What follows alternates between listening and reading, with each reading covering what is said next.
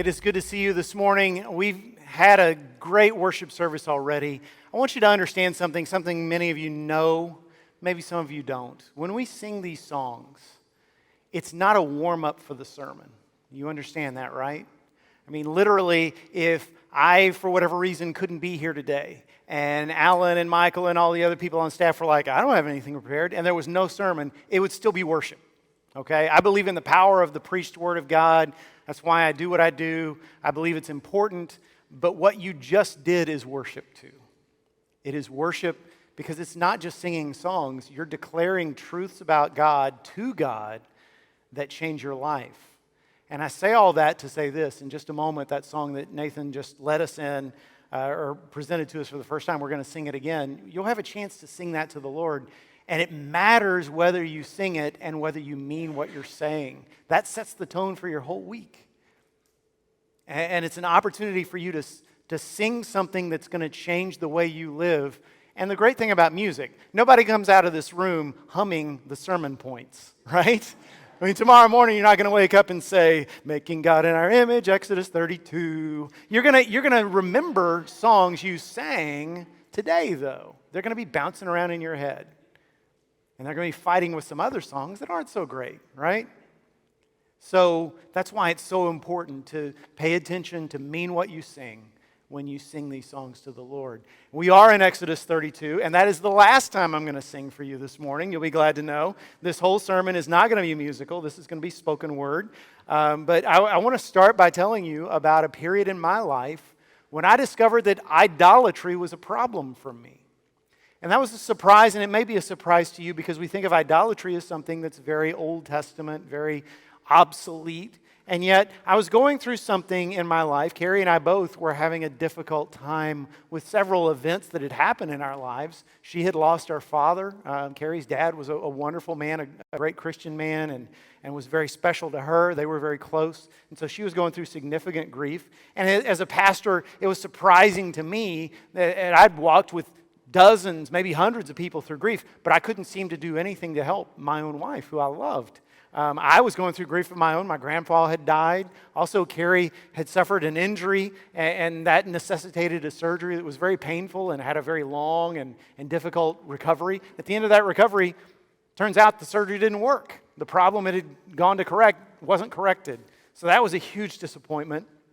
Our kids were struggling, both of them, and they were struggling because of a decision I had made to move us from one place to another. That was my decision, and they had been happy where we were before, and they were unhappy now. And so that, again, was another blow to my ego. And then on top of everything, I was pastoring a great church full of great people, and they couldn't have been nicer to me, but I wasn't doing a good job, and I knew it. I mean, this is a church that had a great history, and it had just been through a time of decline numerically, and they had called me with the thought, okay, here's this guy who's young, I was young at the time, don't laugh, and you know, he's going to get us, he's going to just revive the church, but it wasn't happening.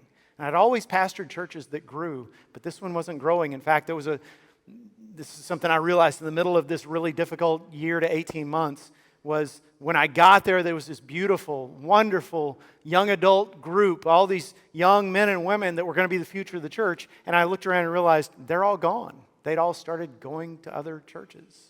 And none of them, as far as I know, were mad at me, but still, I still felt responsible for that. And there were other things I could tell you about. The main thing that got me was I couldn't understand why I didn't still have joy. I mean, I'd been preaching my whole ministry career, doesn't matter what the world throws at you, if you got Jesus, you've got joy. And that had been true in other times of disappointment and doubt and discouragement and failure, but now it wasn't. Now it was literally everything I could do just to get out of bed, just to function, to stand up before my church and preach the word. And I didn't understand what was wrong. And part of it was my fault because I hadn't invested in friendships with other Christian men, so I didn't have anybody I could sit down and just say, hey, here's what I'm going through, pray for me, have them slap me around, talk some sense into me, hey, quit feeling sorry for yourself. Nobody was like that. I couldn't dump all that on Carrie. She was struggling with her own issues, and I couldn't just stand up in front of the church and say, hey, everybody, my life stinks. I mean, that's just not what you want from your pastor, right? I should have gone to counseling, but I didn't. The one thing I did right was I stayed in the Word of God. I prayed about what I was struggling with, and I was just honest before Him. I mean, fortunately, I'd read the Psalms over and over again. The psalmists are so honest before God. They just say things like, God, I don't understand why this is happening. Please help me. And that's what I said to Him over and over again. And in the middle of that time, I felt like God was communicating something important to me. You know, I'd read about idolatry in the Old Testament, and I began to see as I studied the Word, it's all through the Bible. It's from Genesis to Revelation. The whole Bible is about how God is here to be the God who saves, but there are all these false gods that negotiate and lobby inside of our hearts to get that market share, to claim our allegiance and our affections. And many times those aren't bad things, they're good things. Like I wanted to be a successful pastor. That's a good thing. But because it was so important to me, when I started to see that I wasn't as successful as I wanted to be, it was devastating. I wanted people to like me. I especially wanted my wife and my kids to look up to me and see me as a hero. But when I was in a period of life where all I could see was the ways I was failing them, well, that was devastating to me. I wanted comfort. I wanted a life that was safe and secure, where there were no issues and no problems. Who doesn't want that? That's a good thing. But it had become an ultimate thing to me. I mean, if God had come to me that day and said, okay, Jeff, I'll take away all your disappointments and all your pain, everything will go back to the way you want it to be, but you won't grow a single bit. Or you can stick with me through the next however long this takes, and it's going to be hard, but you're going to come out stronger. I would have said, no, I'll take A, Lord. I'll take that first option. Because I worshiped comfort and security and stability. And God didn't give me that option, fortunately. And so as I walked through that with the Lord, I became passionate about this idea because I knew I wasn't the only idol worshiper in the church. That all Christians struggle with this. There are false gods competing for your affection and your attention and your allegiance. And you need to recognize that. And that's the story of Exodus 32. In Exodus 32, the people of God do some things that we can't even imagine them doing, but they do. Last week, as we saw, these people were the most privileged people ever. They'd been rescued from slavery, and now God said, I'm going to make you my chosen people. It doesn't mean I love you more than anybody else. It means I'm giving you the opportunity to serve me in the sight of the nations. You'll be my kingdom of priests. You'll represent me before the world. And the way you walk is going to bring people to salvation. And so Moses goes back up on top of the mountain after he's given the people of God this great news, and they've said, hooray, we're excited. Moses goes back on top of the mountain. He spends 40 days with God on top of Sinai. 40 days in which he literally never eats or drinks. God's presence alone is enough to sustain him. It's a miracle. And during that time, God tells him, okay, from now on, you're going to worship me this way. You're going to create something called the tabernacle. The tabernacle will be this huge tent. It'll be a movable sanctuary. Wherever you travel, from now until you get to the promised land, you'll be able to take me with you. And inside that tabernacle, there's very specific architecture, very specific furnishings, an altar to give sacrifices on, a holy of holies where my presence will dwell. Wherever you are, whatever's going on, you'll know I'm in that place so you can meet with me. It'll be a bridge between heaven and earth. The Ark of the Covenant will be there. It'll be this gold box in which you'll carry the tablets of the Ten Commandments and other things that remind you of me. And I'm even giving you the people who will put all this together for you. So I want to show you this. This isn't the sermon, but chapter 31, verse 2 says, see, I have called by name Bezalel, the son of Uri, son of Hur, of the tribe of Judah, and I have filled him with the Spirit of God, with ability and intelligence, with knowledge and all craftsmanship. And let me tell you why I read that, because I know there are people in this room who are creative. You draw, you paint, you create things, maybe on the computer, maybe out of cloth or wood or steel. Maybe you sing, maybe you write. But if you're a creative person, just understand, this is God saying, I have called you to do that. Your calling as an artist is just as useful to God as a pastor preaching or a singer singing or a leader leading. And if you're sitting there saying, well, I'm not creative and I'm not in the ministry, just understand God has given you gifts. God has given you a calling to accomplish something in His plan that glorifies Him. And it is, you listening to me? It is just as important as what I do. Now, I have a sacred calling. I love what I do. I think it's special. I think it's beautiful. But it's not any more important in the plan of God than what God has called you to do. Now, don't tell your pastor that, because preachers think we're special. But you are just as important in the plan of God. All right? It's not the sermon, that's for free, but I needed to say that. So, here is the sermon. Moses is on the mountain for 40 days. The people down below, they don't know what's going on up top there. Moses is having the time of his life. He's in the presence of God for almost 6 weeks. Best 40 days he ever experienced. The people down below are thinking, where's God? We see the manna, we know he's still here, but why isn't he speaking? Why isn't he moving? Why has he left us here? So look at verse 1 of chapter 32. When the people saw that Moses delayed to come down from the mountain, the people gathered themselves together to Aaron and said to him, "Up, make us gods who shall go before us. As for this Moses, the man who brought us out of the land of Egypt, we don't know what has become of him." So Aaron said to them, "Take off the rings of gold that are in the ears of your wives, your sons, and your daughters, and bring them to me."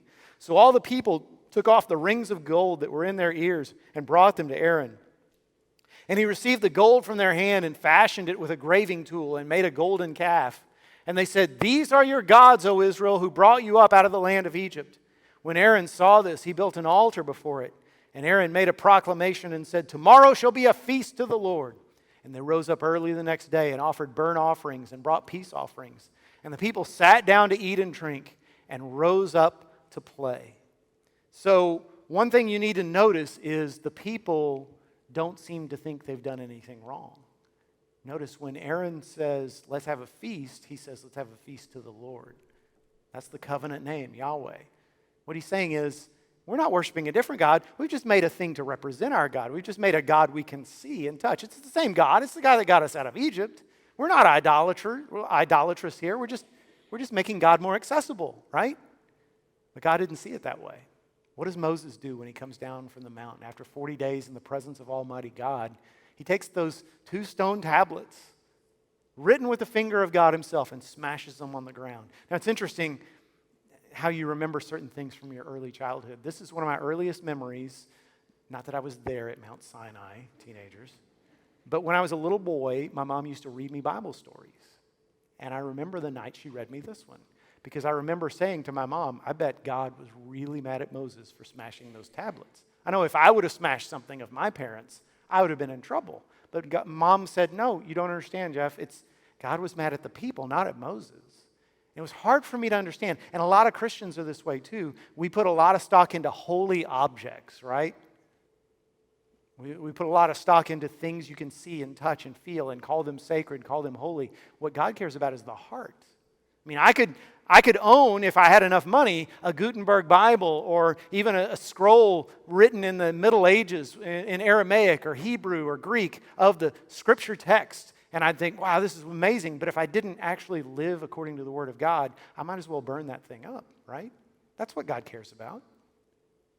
So Moses smashes those stone tablets because what he understood was the people had said, "We will follow every word that God says." And less than 6 weeks later, they'd already broken the covenant.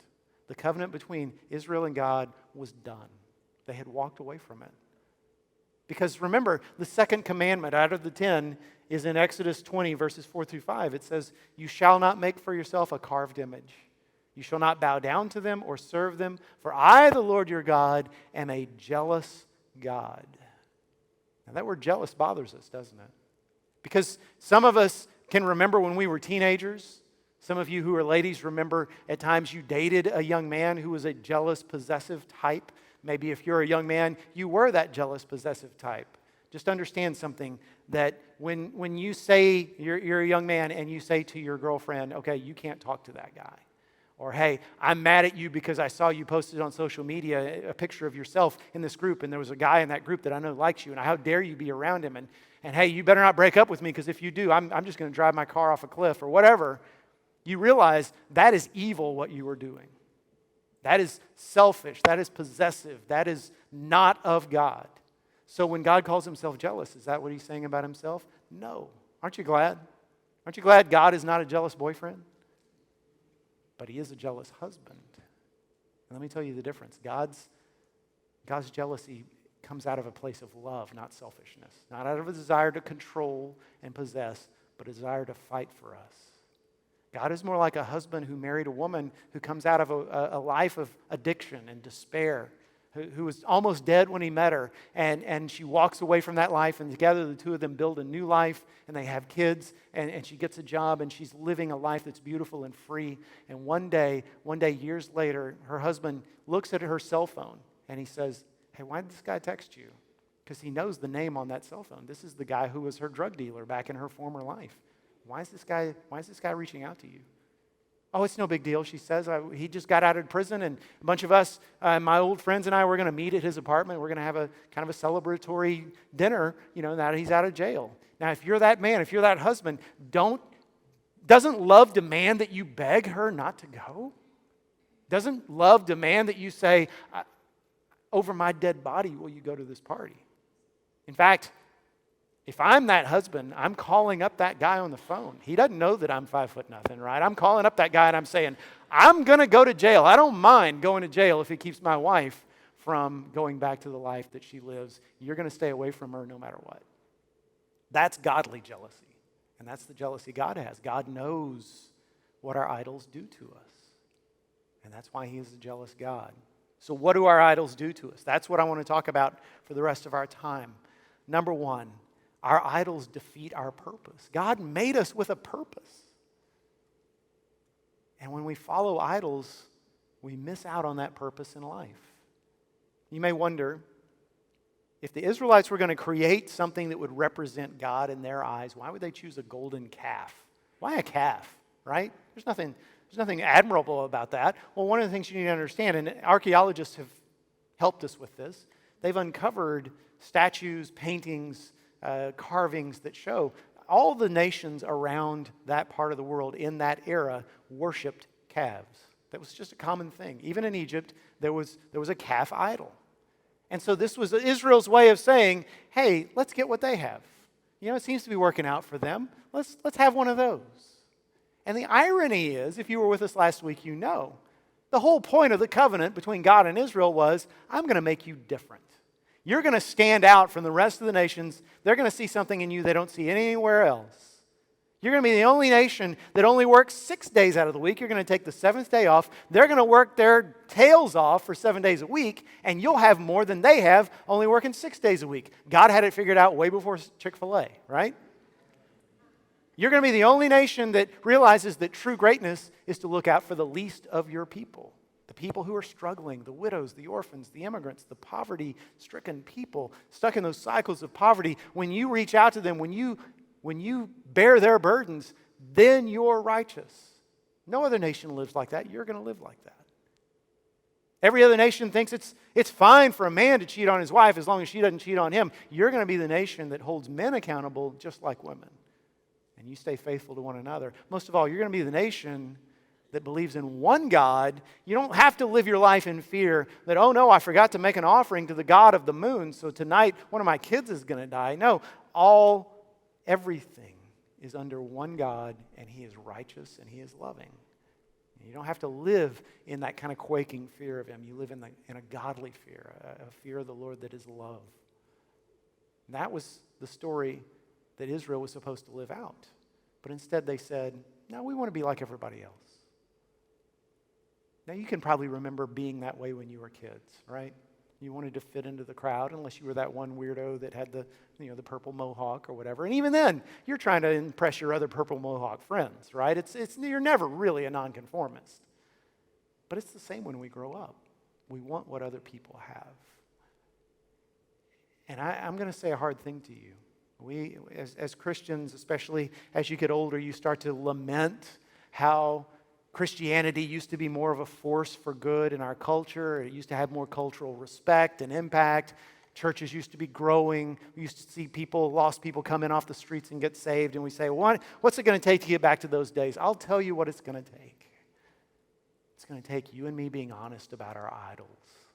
That's what's between us and fulfilling our purpose.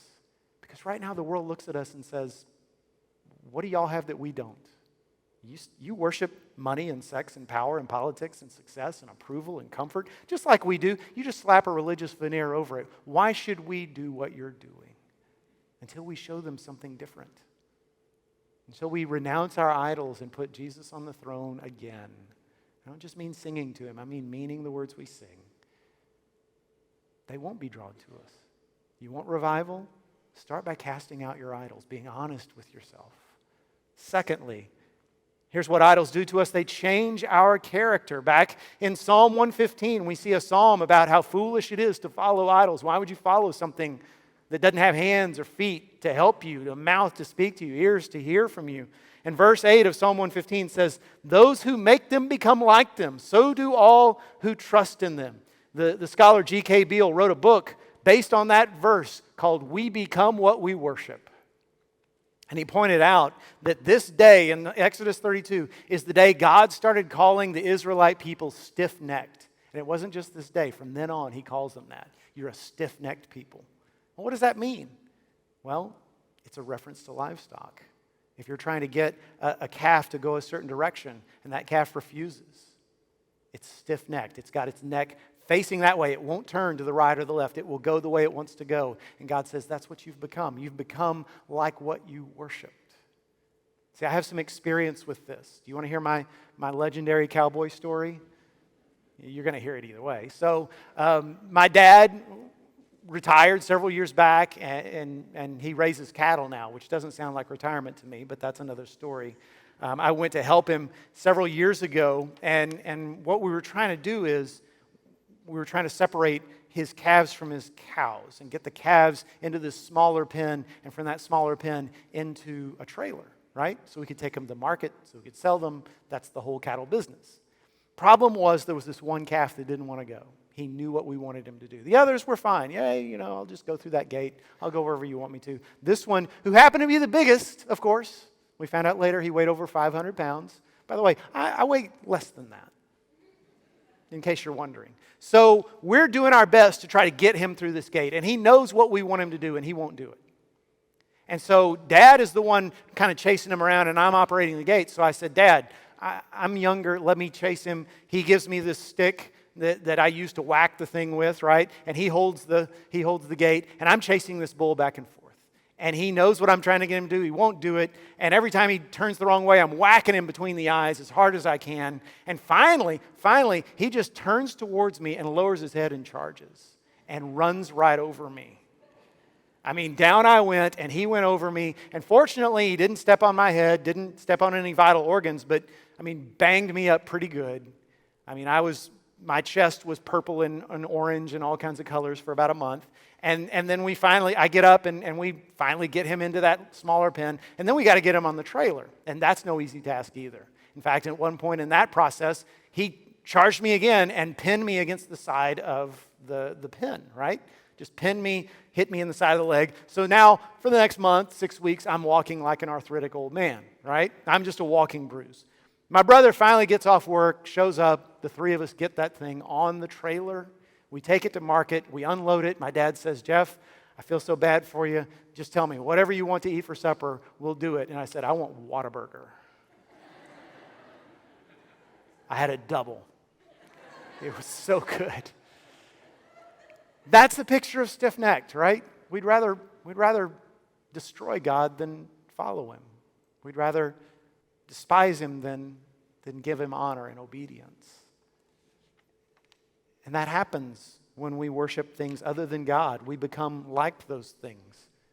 See, Beale's quote from his book is a great quote. He says, what people revere, they resemble, whether for ruin or restoration. So if you worship God, you start to become more like him. And people see that. They're like, why are you so much more patient than you used to be?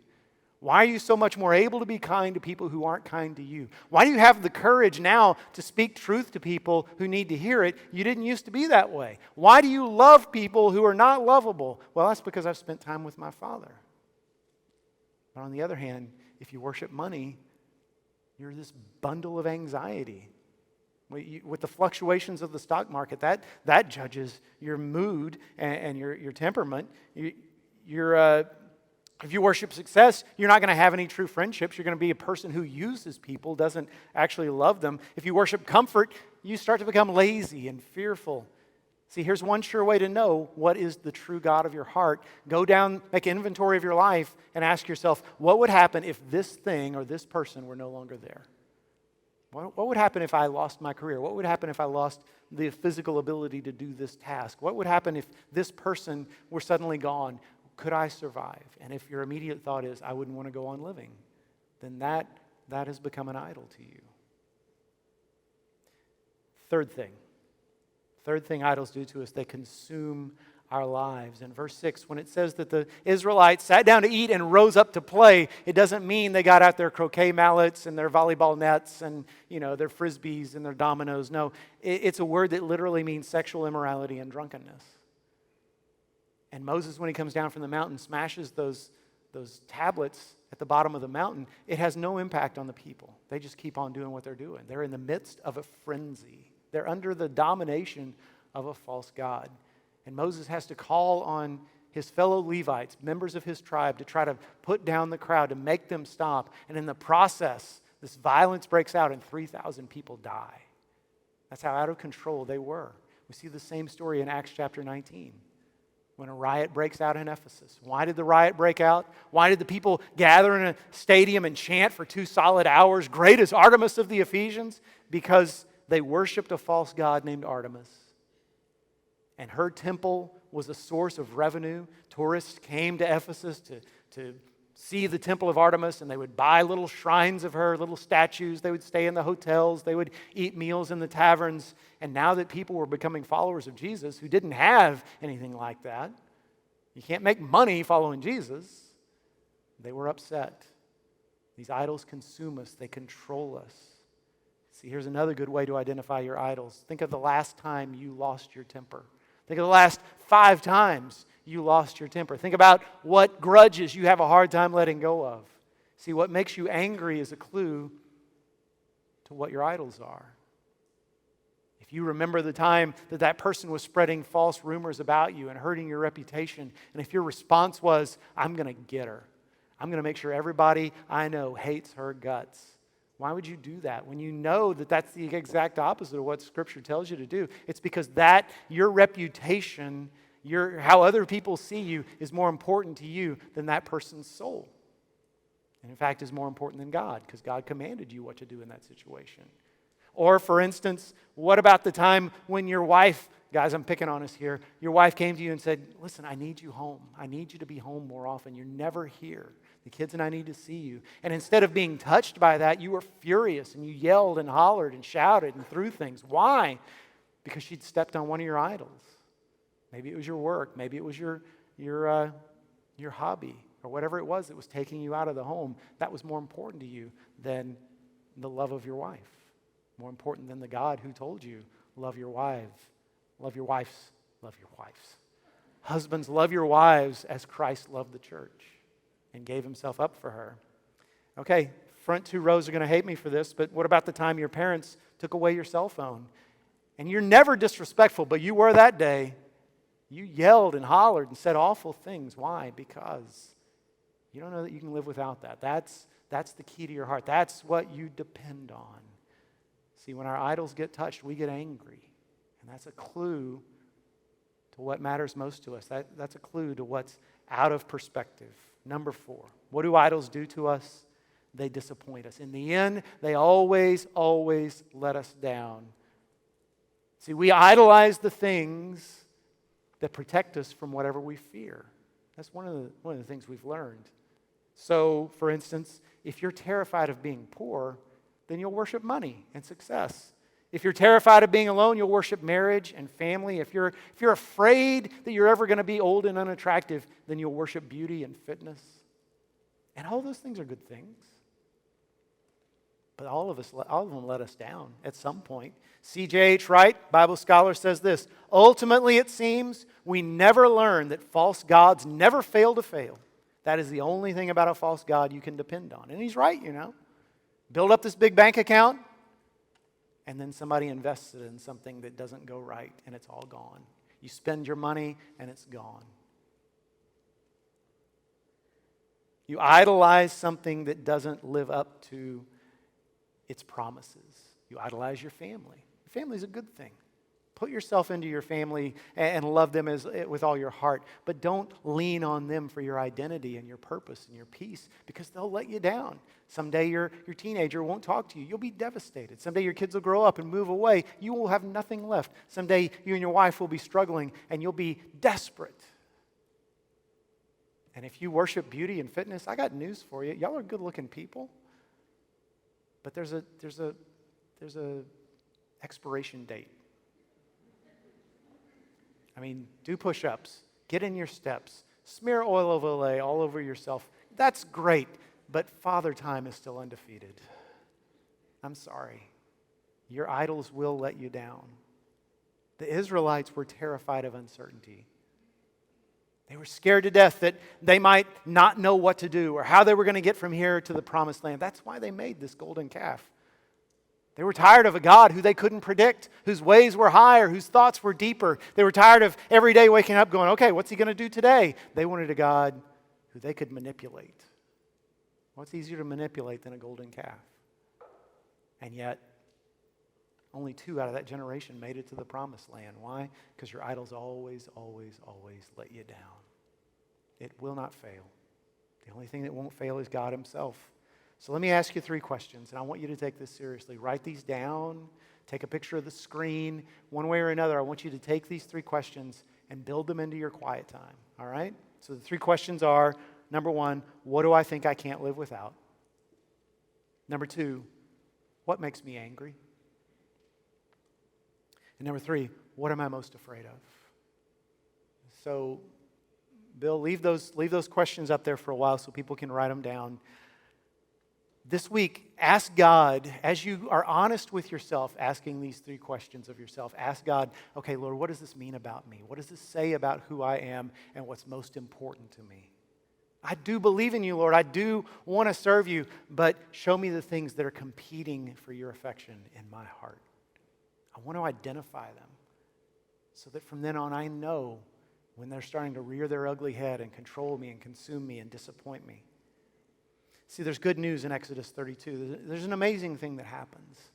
Moses knows that the people have rejected God, that the covenant, just 6 weeks before, is already broken.